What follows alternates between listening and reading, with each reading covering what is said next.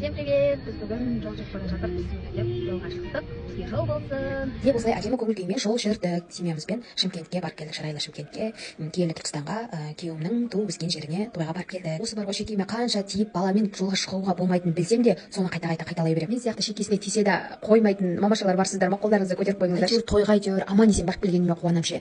Я не ішіп жегенді, я ішіп отырғанды не істегенді білмейсің. Әйтеуір барып келдім, әйтеуір соны білемін ше. Тағы бір жерге баратын кезде де тағы ұмытып кетемін ғой, соны тағы қойып барсыншы деп мен өзім тіленіп аламын сол сөзді ше. Солай не керек, аман есен ауылға барып келдік. Мен мына жерде қияли болып мен бір гүлді ұстап алғам, сосын барып көремін сосын мына жерде не істеп жатырмын деп ше. Менің сіздерге бір қызық айтайыншы, менің ұлым бар ғой, садикті сағынып келді ғой, басқа садикті сағынып келді ғой. Мама, апай деп өзі бар ғой, садикті қатты жақсы көреді. Солай балым келгеннен кейін демалып ертеңгісінде садикке баламды апарып тастадым. Наконец-то деп ше.